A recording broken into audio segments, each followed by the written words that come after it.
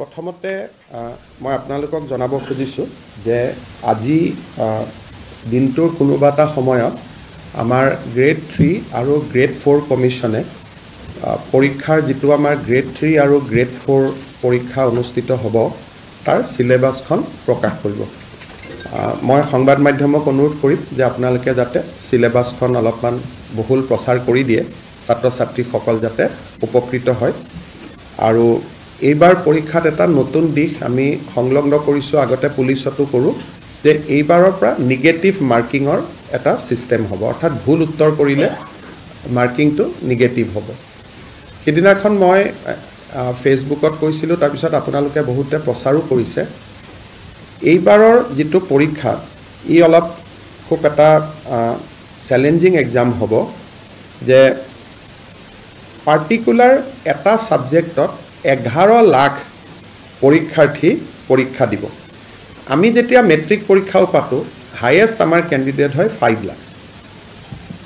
11 লাখ পৰীক্ষাৰ্থীক লৈ পৰীক্ষা পাতাৰ ৰেকৰ্ড ইউপিক বাদ দি কোনো ষ্টেটৰ আজিলৈকে নাই।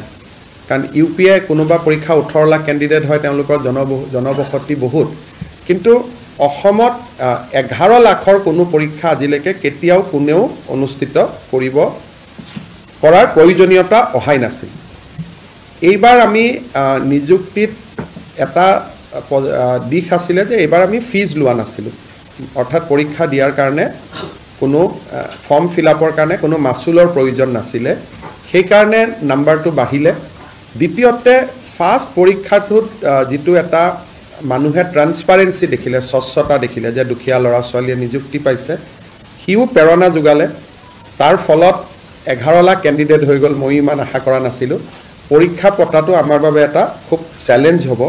ডিসি সকলেও চেণ্টাৰ কৰিব পাৰিব নোৱাৰিব, তেওঁলোকেও যথেষ্ট কষ্ট কৰিব লাগিব। যি নহওক আমি আগবাঢ়ি গৈ থাকিম আৰু সময়ে সময়ে যি ডেভেলপমেণ্ট হয় আপোনালোকক জনাই থাকিম। পুলিচ, শিক্ষক বা হেলথ ডিপাৰ্টমেণ্টৰ প্ৰব্লেম নাই, প্ৰব্লেমটো অকল এই গ্ৰেড 3 আৰু গ্ৰেড 4ৰ পাৰ্টিকুলাৰ দুটা সাবজেক্টতে আছে।